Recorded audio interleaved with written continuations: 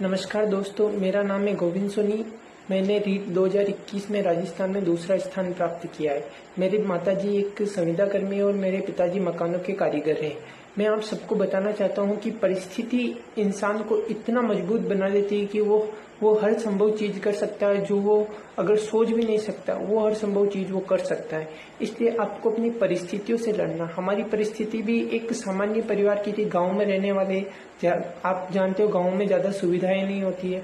फिर भी इस बार रीट 2021 में बहुत से बच्चों ने गांव में रहकर भी अच्छी तैयारी की है, लॉकडाउन के दौरान भी अच्छी तैयारी की है। तो उसका कारण है कि ऑनलाइन मॉड्यूल बच्चों को बहुत हेल्पफुल रहा है लॉकडाउन के दौरान, और उनकी सेल्फ स्टडी तो रही है, साथ ही उनका जो ऑनलाइन मॉड्यूल रहा है उसका बहुत योगदान रहा है। जैसे कि मुकेश जी पंचोली सर ने लेवल फर्स्ट के लिए शुरुआत में जब ईवीएस की क्लासें चलाई थी, तो उससे जो ईवीएस सबसे लेंथी सब्जेक्ट माना जाता है, जहां कहीं से भी क्वेश्चन आ सकता है, उसको मुकेश जी पंचोली सर ने बहुत ही अच्छे तरीके से कवर कराया। और फिर जब नया सिलेबस आया तो सबसे पहले नए सिलेबस के लिए टॉपिक्स के लिए सर मैटर लाए, और बहुत ही अच्छा मैटर लेके आए, जिससे एग्जाम में भी क्वेश्चन बैठे।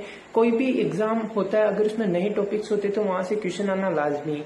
और इसलिए जो मुकेश जी पंचोली सर ने अपने मॉड्यूल में, ऑनलाइन कोर्सेज के मॉड्यूल में ईवीएस के नए टॉपिक्स लाए, उससे हमें हेल्प काफी अच्छी मिली। और साथ में सर ने संडे टू संडे टेस्ट भी करवाए, उससे भी हमें लाभ मिला। अब मैं रीट 2022 में सम्मिलित होने जा रहे अभ्यर्थियों को कुछ प्रिकॉशंस, जैसे हम प्रिकॉशन डोज ले रहे हैं वैसे मैं कुछ प्रिकॉशंस बताना चाहूंगा।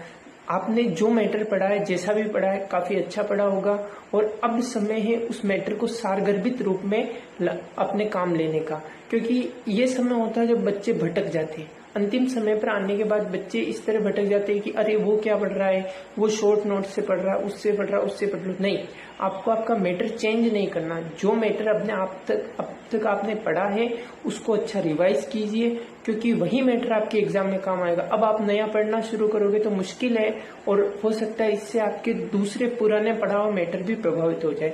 इसलिए मैं आप सबको कहना चाहूंगा, अब अंतिम समय में जब 3 से 4 दिन का वक्त बचा है, आपको आपकी पढ़ी हुई चीजों को रिपीट करना है, उन टॉपिक्स को सिलेक्ट करना है, उन टॉपिक्स को अच्छे से रिवाइज करना जहां से क्वेश्चंस आने के सबसे ज्यादा चांसेज होते हैं।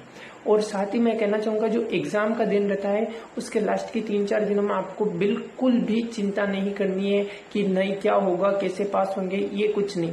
आपको आपके मैटर पे विश्वास रखना, आपके रिवीजन को वेल सेटल तरीके से करना है, और जो टेस्ट सीरीज आप कर रहे हैं बिल्कुल भी चिंता नहीं करनी है कि नहीं क्या होगा, कैसे पास होंगे, ये कुछ नहीं।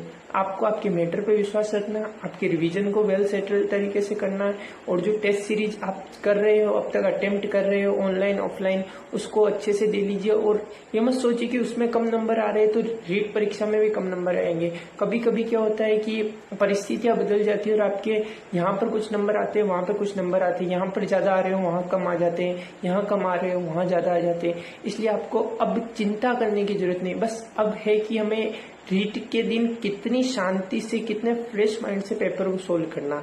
इसलिए, और जो रीट 23 तारीख को लेवल फर्स्ट का सुबह 10 से 12:30 बजे का जो वक्त बताया गया उसमें पेपर होगा, तो उस दिन भी आपको कुछ विशेष सावधानियां रखनी है।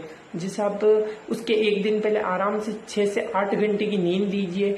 नींद लेकर के आराम से दूसरे दिन ठीक समय पर उठिए। कोई छोटे मोटे पॉइंट्स जो भी आप रिवाइज करना चाहे वो कर लीजिए, अगर आपके पास समय हो तो। अगर समय नहीं हो तो आपको ऐसे रिस्क नहीं लेना है, और आप समय पर सेंटर पर पहुंच जाइए। 1 से 1.5 घंटे पहले पहुंच जाइए। एक सामान्य ड्रेस पहन कर जाइए, कोई डिजाइन वगैरह नहीं हो, ताकि आपको सेंटर पर दिक्कत नहीं हो।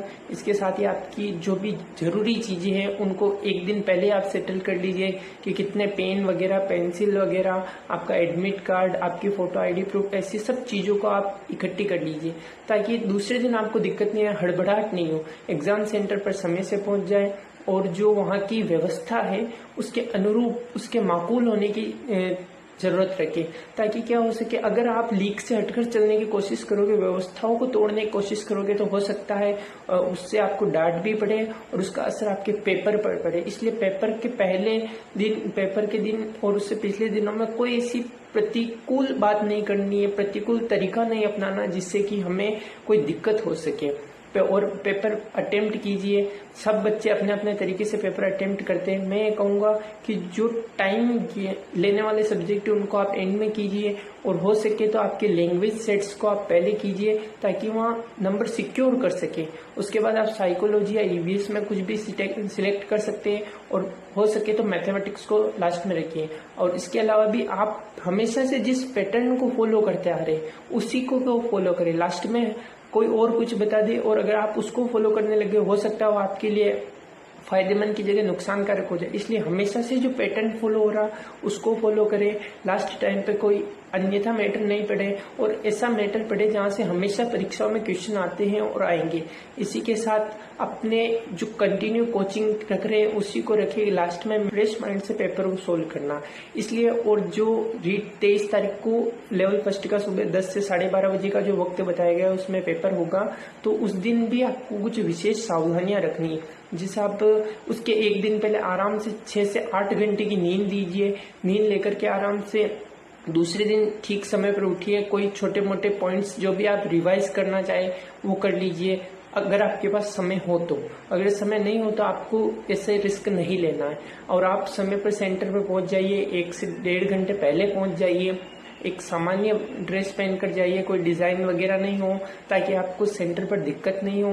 इसके साथ ही आपकी जो भी जरूरी चीजें हैं उनको एक दिन पहले आप सेटल कर लीजिए कि कितने पेन वगैरह, पेंसिल वगैरह, आपका एडमिट कार्ड, आपकी फोटो आईडी प्रूफ, ऐसी सब चीजों को आप इकट्ठी कर लीजिए ताकि दूसरे दिन आपको दिक्कत नहीं है, हड़बड़ाहट नहीं हो। एग्जाम सेंटर पर समय से पहुंच जाए, और जो वहाँ की व्यवस्था है उसके अनुरूप, उसके माकूल होने की जरूरत रखे, ताकि क्या हो सके। अगर आप लीक से हटकर चलने की कोशिश करोगे, व्यवस्थाओं को तोड़ने की कोशिश करोगे, तो हो सकता है उससे आपको डांट भी पड़े और उसका असर आपके पेपर पर पड़े। इसलिए पेपर के पहले दिन, पेपर के दिन और उससे पिछले दिनों में कोई ऐसी प्रतिकूल बात नहीं करनी है, प्रतिकूल तरीका नहीं अपनाना जिससे कि हमें कोई दिक्कत हो सके।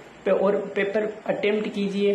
सब बच्चे अपने अपने तरीके से पेपर अटेम्प्ट करते हैं। मैं ये कहूँगा कि जो टाइम लेने वाले सब्जेक्ट है उनको आप एंड में कीजिए, और हो सके तो आपके लैंग्वेज सेट्स को आप पहले कीजिए ताकि वहाँ नंबर सिक्योर कर सके। उसके बाद आप साइकोलॉजी या ईवीएस में कुछ भी सिलेक्ट कर सकते हैं, और हो सके तो मैथमेटिक्स को लास्ट में रखिए। और इसके अलावा भी आप हमेशा से जिस पैटर्न को फॉलो करते आ रहे हैं उसी को फॉलो करें। लास्ट में कोई और कुछ बता दे और अगर आप उसको फॉलो करने लगे, हो सकता है वो आपके लिए फायदेमंद की जगह नुकसानकारक हो जाए। इसलिए हमेशा से जो पैटर्न फॉलो हो रहा उसको फॉलो करें। लास्ट टाइम पे कोई अन्यथा मैटर नहीं पढ़े, और ऐसा मैटर पढ़े जहाँ से हमेशा परीक्षाओं में क्वेश्चन आते हैं और आएंगे।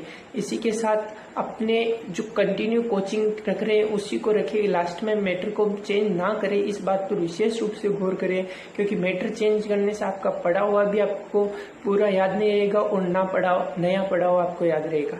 इसलिए मैं यही कहना चाहूँगा, रीट 2022 के अभ्यर्थियों के लिए ये प्रिकॉशंस है, ये प्रिकॉशन डोज है, इनका विशेष ध्यान रखिएगा और कोई दबाव नहीं लीजिएगा अन्यथा, क्योंकि आप बस ईश्वर से यही प्रार्थना कीजिए कि हमारे जीवन के वो 2.5 घंटे, स्वर्णिम 2.5 घंटे हो जिसमें हम अपना सर्वश्रेष्ठ कर सके। बाकी सब ईश्वर पर छोड़ दीजिए। ईश्वर आपकी मेहनत को सफलता में जरूर बदलेगा। धन्यवाद।